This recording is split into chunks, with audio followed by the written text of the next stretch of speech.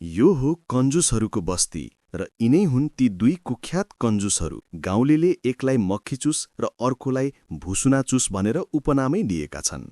एक दिन मक्खीचुसले आफ्नो रवाफ देखाउन भुसुनाचुस कहाँ जाने मन बनाएछ। नयाँ नयाँ लुगा लगाएर ऊ भुसुनाचुसको घर पुग्छ अनि उनीहरूको गफगाफ सुरु हुन्छ। ओ मक्खीचुस, त आइस? कति कामले आइस त? होइन भुसुनाचुस, काम त खासै थिएन, यसै तसँग गफ गर्न भन्ने आएको नि। होइन, तैँले बत्ती किन निभाएको? कामको कुरा गर्नु पो बत्ती बाल्ने त? यसै गफ गर्न त अँध्यारेमा भए पनि भइहाल्यो नि। किन बत्तीको पैसा खर्च गर्ने?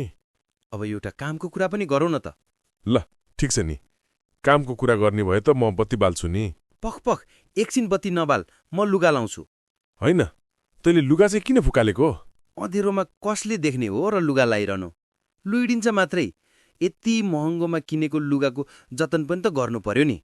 तपाईको विचारमा यी दुई मध्ये को बढी कन्जुस? कमेन्ट गर्नुस् है।